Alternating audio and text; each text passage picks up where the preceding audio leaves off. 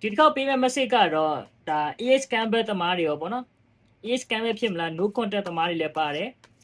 situation တစ်ခုမှဆိုလို့ရှိရင်လည်း slow fade disappear no connection ဒါမျိုး ghost လောက်သွားတဲ့အခြေအနေပေါ့နော်ဒါလေးကြည့်လို့ရပါတယ်ခင်ဗျအခြေအနေမှာပေါ့နော်ဒီအဆက်ဟောင်းဒါမှမဟုတ် crash နေတဲ့သူပြန်ပြီးတော့အချက်ဟောင်းရီးစားဟောင်းပေါ့နော်ပြန်ပြီးတော့ဆက်သွယ်လာမလားဒါမှမဟုတ်လေအဆက်အသွယ်ပြတ်နေတဲ့ကိုနဲ့အခြေအနေတစ်ခုရှိနေတဲ့ partner ပေါ့နော်ဒါ situationship ပေါ့နော်ဒါမျိုးတွေအတွက်ကျွန်တော်ကျတော့9ကနဲ့ကျွန်တော်ဖတ်ပြပါမယ်နော်ကဲဟုတ်ပြီ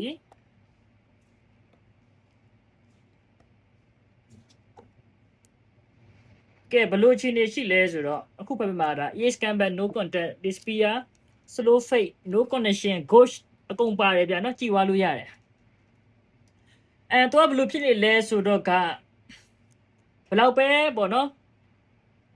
နွေးထွေးမှုရရှိနေပါစေနော်ဒါ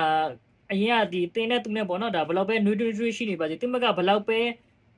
ဘယ်လိုပြောရမလဲ effort တွေစိုက်ထုတ်ပေးနေပါစေပေါ့နော်ဂယူပဲဘလောက်ပဲဂယူစိုက်ပြဘလောက်ပဲစူးစမ်းပေးဘလောက်ပဲကောင်းပြပေါ့နော်သူအဲ့ဓာတွေကိုနည်းနည်းညင်းငွေ့နေတယ်ဗျသူ့အတွက်အသိမလိုအပ်ဘူးအပိုတွေဖြစ်နေတယ်ဆိုတဲ့ခံစားချက်မှာ तू ကရောက်နေတယ်အဲ့ဒါကြောင့် तू ကလက်ထွက်သွားတာအဲ့တော့မိတ်ဆွေအနေနဲ့ပေါ့နော်ဒီအခုကြည့်နေတဲ့တင်းအနေနဲ့အဲ့ပုံစံတိုင်းဆက်ပြီးတော့လုပ်နေမယ်ဆိုလဲသူ့အတွက်ကဘာမှကောင်းလာစရာပြီးတော့ဟိုအခြေအနေတစ်ခုပြောင်းလဲလာစရာအကြောင်းမရှိဘူးသူ့ရဲ့နမိတ်ကဘာဖြစ်နေလဲဆိုတော့ဒီမှာခွက်ပလားရှစ်ခွက်ပေါ့နော်ဒါပြည့်စုံမှုတွေအရန်ရှိနေတယ်ပေါ့နော်ဒါပေမဲ့ဒီလူကဘာဖြစ်လို့လဲဆိုတော့ဒါတွေကိုဘယ်တော့မှဒါတွေကိုလုံးဝလှည့်မကြည့်ပဲလှည့်ထွက်သွားပြီအဲ့တော့တင်မကဘယ်လောက်ပဲကောင်းပြီးဘယ်လောက်ပဲအားစိုက်ပြီး effort တွေဘယ်လောက်ပဲလုပ်ပြီးပေါ့နော်သူအဲ့ဒါတွေကိုဂရုစိုက်မနေဘူးညီးမွေးတယ်ဒါမှမဟုတ်သူ့တဲ့စိတ်နှောက်ယှက်ဖြစ်တယ်ဆိုတော့ဒီလိုပြောရတာနည်းနည်းစိတ်တော့မကောင်းပါဘူးเนาะဒါပေမဲ့ဒါမြင်းတဲ့အတိုင်းပြောပြပေးတာပါသူတို့ကဒါတွေကသူ့အတွက်နည်းနည်းအနှွိုင်းဖြစ်တယ်ပေါ့နော်စိတ်နှောက်ယှက်ဖြစ်တယ်ဆိုတဲ့အနေအထားကိုရောက်ရှိနေတဲ့အတွက်သူမွင်းကျက်ပြီးတော့ခဏလှည့်ထွက်သွားတယ်ဗျာမိတ်ဆွေတွေနဲ့ဘယ်လောက်ပဲဂရုစိုက်ပြီးဘယ်လောက်ပဲ effort တွေလုပ်သူမွင်းကျက်လာပြီးနော်အချိုတွေကြီးပဲအရင်စားရတာအိလာပြီးခဏကွာ ghost လိုက်မယ်ဘာမှမပြောတော့လှည့်ထွက်သွားမယ်ဆိုပြီးတော့အဲ့လိုခဏတစ်ဖြုတ်ထွက်သွားပါတယ်ဆိုတဲ့အနေအထားเนาะကျွန်တော်အခုနပြောခဲ့တဲ့အတိုင်းเนาะဒါ no contact ghost လို့တဲ့သမားတွေလည်းပါတယ်เนาะအဲ့တော့အဆက်အသွယ်မရှိနေဘူး connection ပြတ်သွားတယ်ပေါ့နော် no connection no contact ဒါ slow fade ပေါ့နော်မတိမတာဒါဘာမှမပြောတော့မတိမတာလေးပဲရှောင်းထွက်သွားတယ်ဆိုတဲ့အနေအထားတွေပါမယ်နောက်တဲ့သူကဘာဖြစ်နေလဲဆိုတော့သူတစ်ဖက်မှာနည်းနည်းအားစိုက်နေရတယ်ဗျနော်သူတစ်ဖက်မှာနည်းနည်းအားစိုက်နေရတယ်သူ့မှာဒါစီးပွားရေးပဲဖြစ်ဖြစ်တခြားအလုပ်ကိုင်ပဲဖြစ်ဖြစ်သူ့မှာမိသားစုအရေးရပဲဖြစ်ဖြစ်ပေါ့နော်အဲ့တစ်ဖက်မှာတော်တော်လေးအားစိုက်နေရပါတယ်နော်ဒါတော်တော်လေးအားစိုက် strength ပေါ့နော် strength ဆိုတဲ့နမိတ်ကြတယ်ပေါ့နော်ချင်းတစ်ပါဇက်ကိုဖြဲနေရပေါ့နော်မိမသားတယောက်ကအဲ့လိုမိမသားတင်မယ်ပေါ့နော်မိမသားဆိုတာအားနွယ်တယ်ဗျာဒါပေမဲ့ချင်းတစ်ပါဇက်ကိုသူဖြဲနေရတယ်ဆိုတော့တကတော်တော်လေးအားစိုက်နေရတယ်ဆိုတဲ့အနေထားမှာရှိတယ်နောက်ပြီးတော့ तू ကပေါ့နော် तू ကဘယ်လိုပြောမလဲဆိုတော့တစ်ဖက်မှာလည်း तू ကပေါ့နော်ဒီတိုးလို့တွဲလောင်းပေါ့နော်ဖြစ်နေတယ်ဟိုရှစ်ဆက်လို့လည်းမရဘူးအဲ့လိုမျိုးသူ့ရဲ့အလုံးမှာပဲဖြစ်မှာပေါ့နော်သူ့ရဲ့အလုံးမှာပဲဖြစ်ပြန်ပဲဖြစ်ပေါ့နော်သူဘလောက်ပဲကောင်းအောင်နေသူဘလောက်ပဲစူးစမ်းလူမဲ့နေရမယ်ဖြစ်မနေဘူးသူ့ရဲ့စူးစမ်းအထောက်မှုတွေကအရာမထင်ဘူးအပေါ်တုတ်ခွင့်မရှိဘူးဆိုတဲ့အနေထားမှာသူဖြစ်နေတယ်အဲ့ဒါကြောင့်ပဲ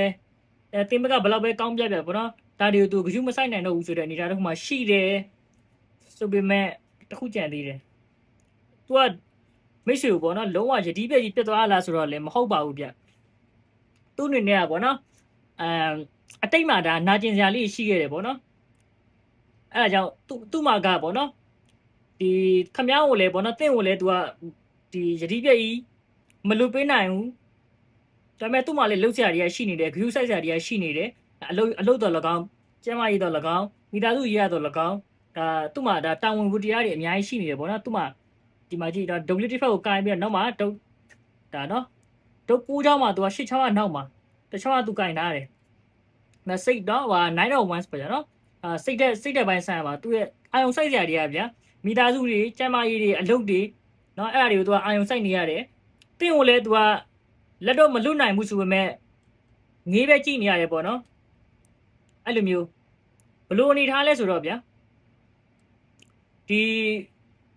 ဘ လောက်ပဲဒီရီစားကိုဒီလွမ်းနေပဲပြောတီတီတာဖြစ်တယ်ပဲပြောပေါ့နော်တကယ်တမ်းကို့မှာအရေးကြီးတဲ့အရာတွေလုပ်နေရတဲ့ခါမျိုးမှာလက်မကြည့်နိုင်တော့ပါဘူးဆိုတဲ့အနေထားပေါ့နော်ဒါပေမဲ့ငေးတော့ငေးကြည့်နေပါတယ်ပေါ့နော်အဲ့ဒီဘက်မှာရှိတယ်နောက်ဆုံးပိတ်ကြတော့ဗျာဘာဖြစ်သွားလဲဆိုတော့တကယ်လို့သာပေါ့နော်ဒါခမားနဲ့ပေါ့နော်တင်းတစ်ခုချင်းနဲ့တင်းနဲ့သူနဲ့ဒါအဲ့လိုမျိုးပြန်ပြီးတော့အဆွတ်အသွယ်ရမယ်ဆိုရင်တော့မှပေါ့နော်သူ့အနေနဲ့ pressure တွေကကြံ့နေသေးတယ်နော်10 of ones ပေါ့နော် pressure တွေကကြံ့နေအကုန်လုံးရှိသမျှဟာတွေအကုန်သိမ်းကျုံပြီးတော့သူပဲတာဝန်ယူရမှာဒါမိတ်ဆွေနဲ့ပေါ့နော်သူက ML ပြောမယ်ဆိုလို့ရှိရင်ဗျာ handle မလုပ်နိုင်ဘူးပေါ့နော်ဒါ handle မလုပ်နိုင်ဘူးဒီအခြေရေးနဲ့ဒါမိသားစုနဲ့ကျဲမာရေးအလုပ်ဘာဖြစ်ဖြစ်ပေါ့နော်ဒါတွေအကုန်လုံးသူကတစုတစည်းတည်းမကြည့်နော်10 of ones ပေါ့နော်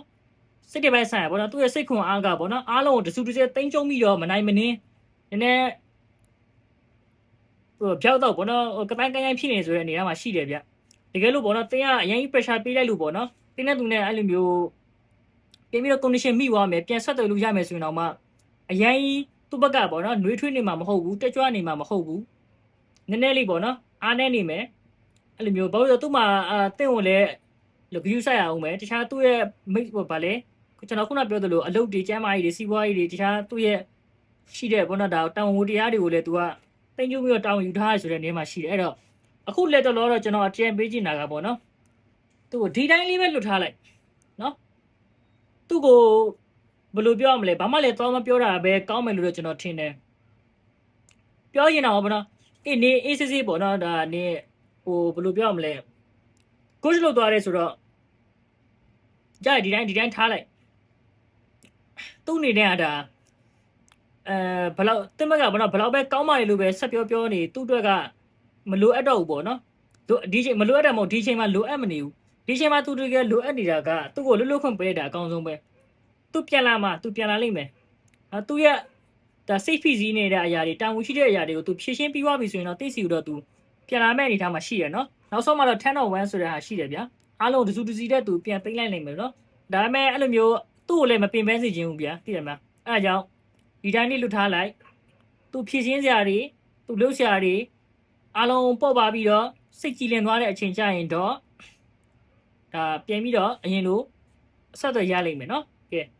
ဒါကတော့ general reading ဖြစ်ပါတယ်နော်ဒါ energy ကတ်တဲ့သူဆိုလို့ရှိရင်လည်းကြည့်သွားပါတော့ဗျများများလေး share လို့ရပါတယ်ဗျတိုးကြီးစီတိုင်းကလည်းကိုသိချင်တဲ့အရာဘယ်ကင်နာပဲဖြစ်ဖြစ်အခြေစီးပွားရေးအိမ်အောင်ရေးလူမျိုးရေးကျန်းမာရေးဒါပညာရေးဘာပဲဖြစ်ဖြစ်ကျွန်တော်စီကိုလာပြီးတော့ Viber Telegram ပြ Messenger TikTok ကလည်းမေးလို့ရပါတယ်เนาะ chat box တွေကနေလာပြီးတော့မေးလို့ရပါတယ်ခင်ဗျကဲအားလုံးပဲ